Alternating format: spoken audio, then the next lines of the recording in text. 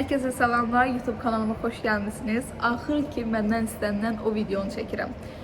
Neçə gündür hər kəs Acun Media haqqında suallar verir. Necə getdi, necə qəbul oldun, dərslər necə keçdi, orada necə, hansı şəraitdə qaldın? Bugün həmin suallara cavab verəcəm. Əslində mən ilk ora başvuru eləyəndə belə videolar yox idi. Ona görə çox çətinlik çəkdim. İstədim ki, məndən sonra gedənlər üçün bir şans ola bilər. Bu videoya baxıb ondan sonra qərarlarını daha dəqiq verə bilərlər.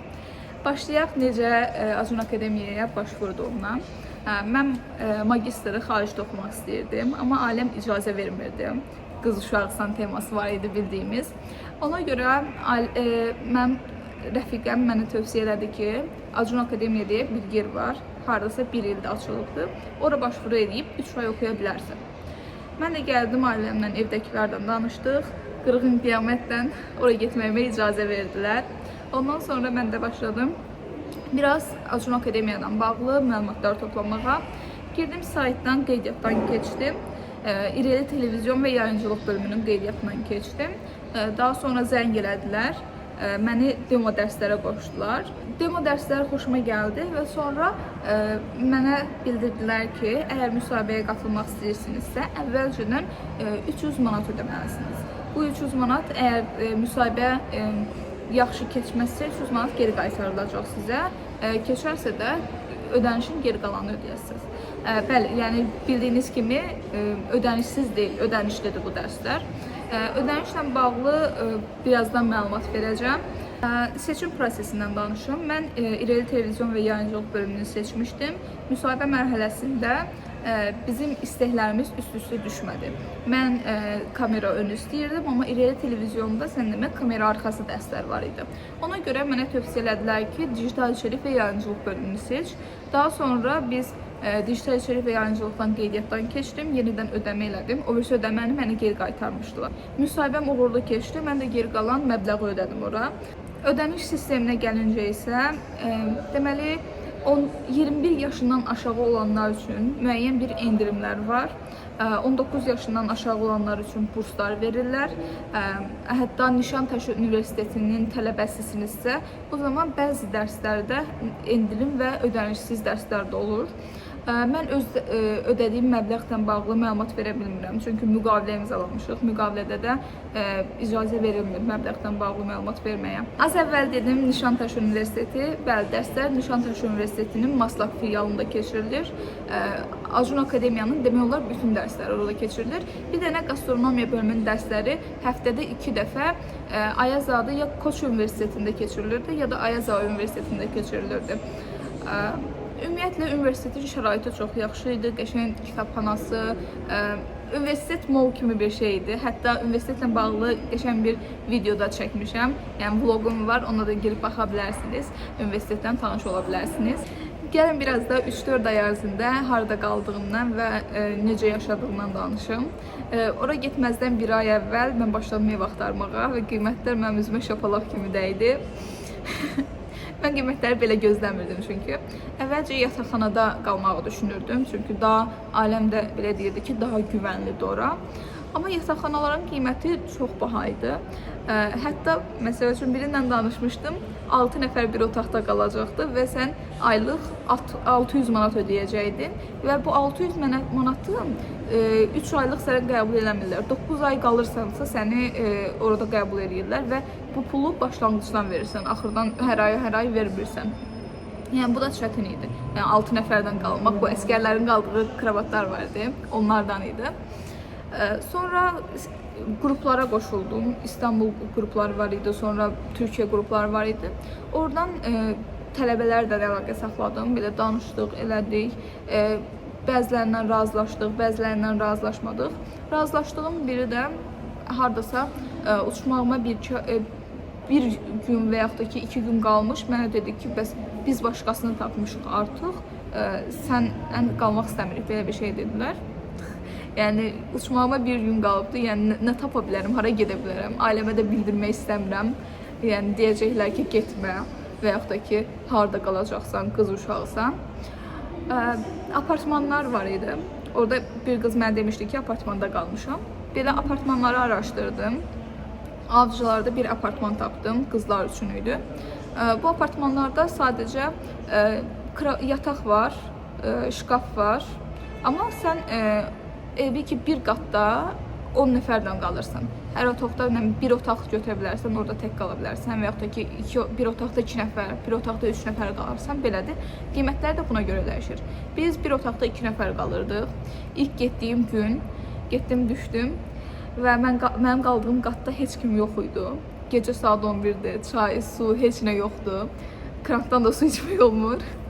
Düşdüm aşağı, özümdən də şeyim var, roamingim var idi. Roamingdən özümə də konum atdım. Bir dənə bakkal tapdım. Bakkaldan su almışdım, Rolton almışdım. Rolton almışam ama neydən su tökəcəm? Qonşudan getdim, isti su aldım aşağıdakı qonşudan. Neyse gecəni elə yola verdim. Sonra baxdım ki, universitetdən bu apartman arasında məsafə çoxdur. Ona görə başladım ev axtarmağa. Bir ay burada qaldım, bir ay ərzində ev axtardım. Sonra bir ev tapdım. Yəni məcbur idim artıq çıxıb getməyə. Çünki əgər burada qalsam yenə də apartmanın bir aylıq pulunu yenidən verməliydim. Ona görə üniversitetə biraz bir yaxın yerdə ev tapdım. Orada bir xanımla qalacaqdım.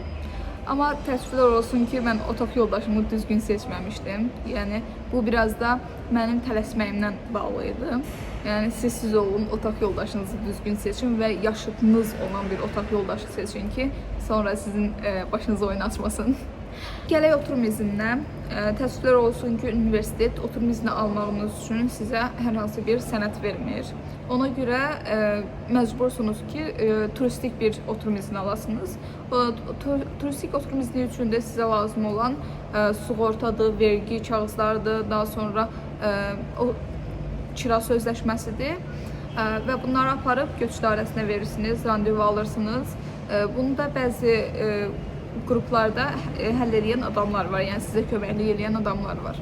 Dərslər çox maraqlı idi. Yəni mən düşünürdüm ki, mən o qədər qane eləməyəcək. Amma həqiqətən də maraqlı dərslər oldu. Biz premyer dərsi, reklamcılıq dərsləri, CapCut dərsləri, influencerlik dərsləri keçdik. YouTube yönətimi dərsləri keçdik. Hətta dərslərdən əlavə olaraq bizim master klasslar da keçirdilər. Bu master klasslara tanınmış şəxslər, şirkət nümayəndələri, şirkətin müdirləri gəlirdilər. Həm özləri şirkətləri haqqında məlumat verirdilər, necə uğur qazandıqları haqqında danışırdılar. Həm də master klassın sonunda özləri üçün işçi də seçirdilər. Bizdə məsəl üçün Merzuqodan gəlmişdi. Merzuqoda dünya üzrə ikinci ən böyük YouTube yönətimi şirkətidir. 700 kanalı yönədir. Birinci Hindistandadır, ikinci də Türkiyədədir. Onlar da ən çox montajör axtarırdılar. Mən də montajör olmaq istəmədiyimə görə. Amma montajör olaraq geçsəydim çox gözəl bir karyera əldə edə bilərdim oradan. Sinerji Mediadan gəlmişdilər. Sinerji Mediada YouTube kanalıdır. Yəni YouTube kanalının içində başqa şaxəli bir kanallardı. Daha sonra İlker Ayrıq var idi.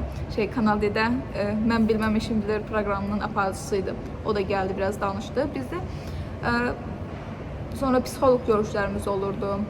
Dərslər əslində belə biraz üzdən keçirilirdi. Belə deyək də, yəni biraz bildinsə yetərli bir şeydir. Yəni məsəl üçün premyeri mən bilirdim. Premyer mənim üçün asan gəlirdi və yaxud da ki digər dərslər. Yəni premyeri bildiksə, digər dərslərdə nə Photoshopdur, ondan sonra Canva-dır, CapCut-dır. Bunlar da asandır bilmək.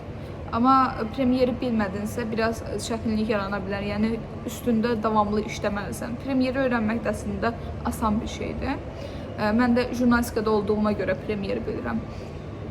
Amma Türkiyədə olan tələbələr biraz çətinlik çəkirdilər. Hətta qalırdılar sonra da biz, mən və yaxud da ki digər bilənlər onları öyrədirdik.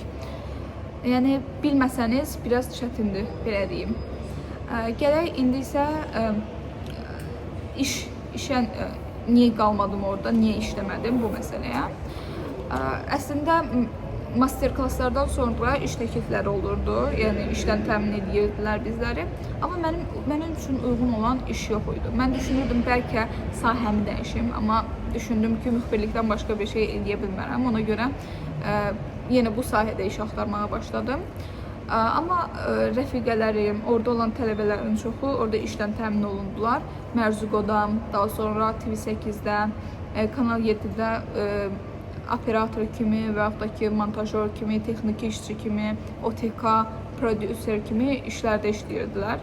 Yəni, texniki sahədə iş bacarırsınızsa, bu sahədə iş tapmaq daha asan olacaq sizin üçün. Yəni, ümumiyyətlə, bütün dünyada belədir. Yəni, texniki sahədə iş bilirsinizsə, iş sənin üçün asandır. Mən bundan sonra Dream Team-ə qoşuldum. Dream Team Acun Media Akademinin içərisində bir layihə kimi bir şeydir. Tələbələr həm burada öz praktiki biliklərini inkişaf elətdirirlər, həm də Acun Akademiya üçün işləmiş kimi bir şey olur da, staj kimi bir şeydir. Bu bir aylıq seçim prosesi oldu. Seçim prosesindən sonra TikTok-u mənə verdilər. Bu 3-4 ay ərzində mən TikTok-u idarə elədim. Onlar üçün kontent yaratdım. Dərslərə girirdim, dərslərin videolarını çəkirdim, necə keçdiyini çəkirdim. Daha sonra onları montaj edirdim, sosial şəbəkədə paylaşırdılar. TikTok'da da mən paylaşırdım. Yəni, maraqlı bir təcrübə oldu mənim üçün. Digərlərdə, məsəl üçün, montaj öyrənirdilər və yaxud da ki, montaj edirdilər. Qrafik dizayn öyrənənlər var idi. Diploma gəlirik. Diplom bizə sertifikat kimi bir diplom verirlər. Yəni, diplomun yarısı kimi bir şeydir. Yəni, hər yerdə keçərli bir şeydir. Bu diplomu biz universitet qutardıqdan sonra deyil də, hardasa 2-3 ay sonra verirlər. Mən də yayda diplomu götürməyə gedəcəm. Gələk bu kursu, bu Acun Akademiyanı kimlərə tövsiyə eləyərəm? Bayaq da dediyim kimi, texniki işçilərə, yəni operator dostlarımın hamısına deyə bilərəm ki, yəni oraya getsəniz, %100, 1000% siz oradan iş tapa bilərsiniz. Montajörlər, sonra qrafik dizaynerlər. Yəni, məsəl üçün, sənin əgər fikrin oraya gedib orada televiziyaya çıxmaq, orada aparıcı və yaxud da ki, müxbir olmaqdırsa, bu çətin məsələdir. Mən də düşünürdüm ki, TV8-də şeyə çıxacam, efirə çıxacam, həmin dəqiqə məni götürəcəklər falan. Olmadı, yəni belə bir şey yoxdur. Əgər texniki işçisinizsə, sizdə mütləq işə götürəcəklər sizi. SMM olmaq istəyirsinizsə, nə bilim, gastronomiya bölümünün işi, yəni Masterchef-ə gedəsiniz ondan sonra, musiqi bölümünün işləri də yaxşıdır, reklamcılıq bölümü. Oraya gedənlərin daha çoxu şirkətlərini inkişaf elətdirmək üçün gedirdilər. Yəni, ən balacaları onların içində mən idim. Qalan hamısı 40-50 yaşında adamlar idi. Hamısı gəlibdi, mən məsələn, şirkətim var, şirkətimi necə reklam elətdirə bilərəm, şirkətimi necə daha çox inkişaf elətdirə bilərəm və yaxud da ki, nə bilim, şirkətim üçün kadrlarını necə seçə bilərəm. Belə dərslər var idi, onlara gəlib qoşulurdular. Nə əldə etdim? İlk olaraq xarica çıxmaq şansı oldu. Yəni, basqıcı ailədə olduğum üçün bu biraz çətin idi mənim üçün. Mən getdikdən sonra təbii ki, ailəm də məndən bir yerdə gəldi. Daha sonra maraqlı məlumatlarım oldu, maraqlı dostlarım oldu. Media sahəsindən, Türk media sahəsindən daha çox əlaqəm oldu. Baxış bucağım, dünya görüşüm dəyişdi, tək yaşamağı öyrəndim, tək gəzməyi öyrəndim ən əsası.